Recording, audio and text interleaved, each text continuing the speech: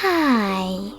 In front of me is Motorola Moto E32s, and today I would like to show you how you can switch on or off autocorrection on this Motorola. You need to begin by opening Settings and scrolling all the way down. Now tap on System. From here, select Languages and Input, On-Screen Keyboard, and Rebirth.